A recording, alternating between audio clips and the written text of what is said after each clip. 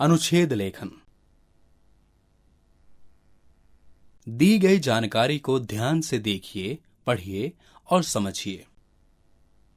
अनुच्छेद लेखन एक ऐसी कला है जिसमें किसी विषय पर संक्षेप में अपने विचार व्यक्त किए जाते हैं।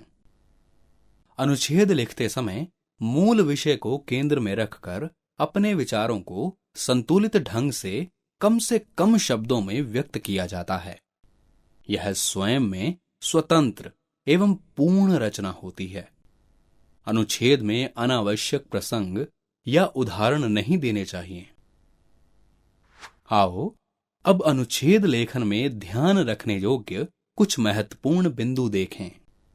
अनुच्छेद में भूमिका, विषय वस्तु का विस्तार, उपसंहार आदि का उल्लेख नहीं किया जाता।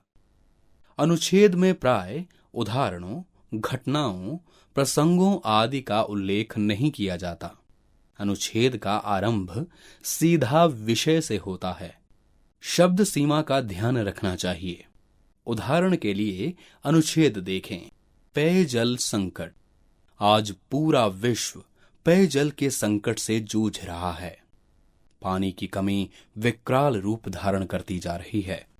कुछ अनुभवी पुरुष तो यहां तक कहने लगे हैं कि अगला विश्व युद्ध पानी के लिए होगा।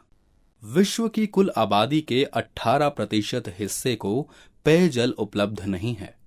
इनमें सबसे बुरी हालत विकासशील तथा पिछड़े हुए देशों की है।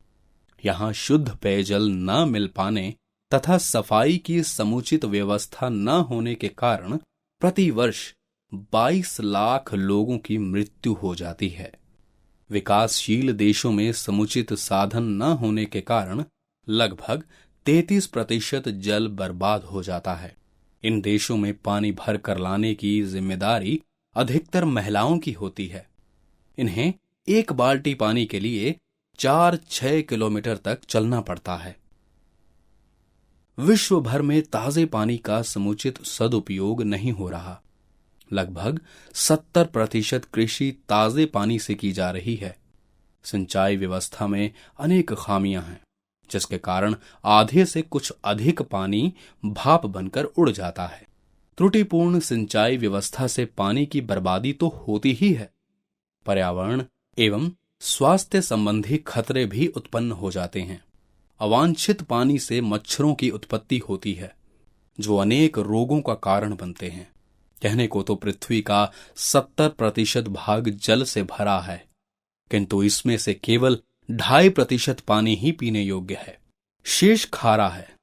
इस 2.5% का भी 70% भाग बर्फीले स्थानों पर जमा हुआ है, जबकि शेष भूमि में नमी के रूप में तथा गहरे जलाशयों में है। इस पानी को निकाल सकना इतना आसान नहीं है। इस प्रकार मनुष्य के प्रयोग के लिए मात्र 1% के आसपास ही पानी बचता है। भारत भी पेयजल के संकट से बचा हुआ नहीं है। भारत के पहाड़ी और रेगिस्तानी क्षेत्रों में तो यह समस्या भयंकर रूप धारण किए हुए है। यदि एक मानसून धोखा दे जाए तो सूखे के साथ साथ पीने के पानी के लिए त्राही त्राही मच जाती है। धरती की सतह के नीचे पानी समाप्त होता जा रहा है। पानी का स्तर पहले की अपेक्षा 30-40 फुट तक नीचे जा चुका है। पर्यावरणीय प्रदूषण के कारण नदियों की हालत दयनीय है। अनेक झरने भी सूख चुके हैं। यहां बहने वाली नदियां घरेलू कचरे तथा औद्योगिक कचरे की मार भी झेल रही हैं। पानी की गुणवत्ता के आधार पर भारत का 17वां स्थान है। भारत की आधी आबादी को स्वच्छ पेयजल उपलब्ध नहीं है। इसमें शीघ्र सुधार होने की आशा भी कम नजर आ रही है। पेयजल संकट से पूरे समाज, पूरे राष्ट्र को एकजुट होकर जूझना पड़ेगा। अकेली सरकार कुछ नहीं कर सकती। सरकार अपने दम पर पर्यावरण प्रदूषण को भी समाप्त नहीं कर सकती। हमारा फर्ज है कि हम कम से कम पानी में अपना निर्वाह करें। जल की एक बूंद भी बर्बाद ना करें।